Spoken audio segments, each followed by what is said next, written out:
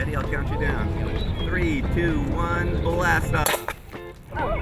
The Elementary Science Olympiad is an event for Hamilton County students and Bradley County students to come to Chattanooga State and participate in math and science competitions. So in the pasta tower, they build a little tower made of pasta, and then they hang a weight from it, and they try to see how much sand it will hold off of that weight before the pasta tower crunches.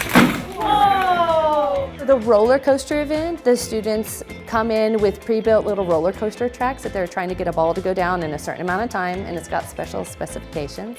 In Chopper Challenge, they build these little whirly helicopter things where they go down and they try to see how long it'll take for it to land on the ground. I did the gummy bear launch, where you have to build a gummy bear launcher and launch it, and however close it gets to the target means you win, and they measure it in centimeters. Does anybody love math and science?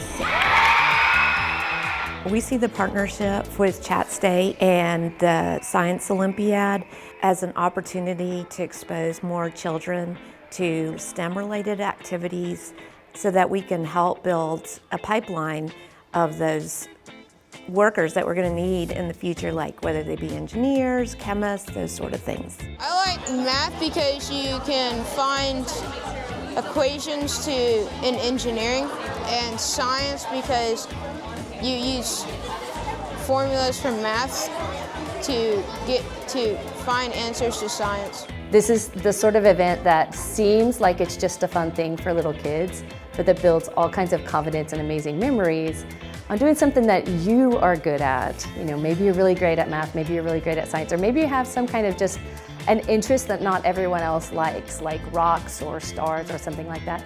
And it gives kids who like those kinds of things a special place to show off their talents.